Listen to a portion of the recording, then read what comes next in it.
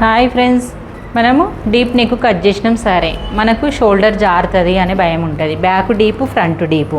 మనం ఇక్కడ కూడా రౌండ్ రావాలని లోతు ఎక్కువ పెట్టుకున్నాం. దాన్ని ఎలా సెట్ చేయాలి?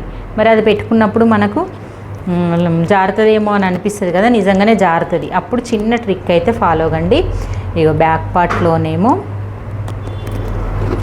ఇక్కడ షోల్డర్ వైపు నుంచి కొంచెం సన్నగా భుజం వైపు ఇలా క్రాస్ లైన్ చేసుకొని కట్ చేసుకోండి. ఈ పార్ట్లో కూడా నెక్ వైపున చిన్న క్రాస్గా ఒక 2 పాయింట్స్ అంతా క్రాస్ డ్రా చేసేయండి.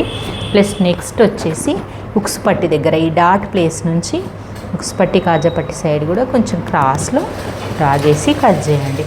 ఇది చేయడం వల్ల మనకు భుజం అనేది జారది. చాలామంది భుజం జారుతుందని అనుకుంటారు. అది ఎలా సెట్ చేయాలనో మనం డీప్ తొడుగుతారు నెక్కులు, భుజం జారుతుందన్న. ఇది ఇలా సెట్ అవుతుంది.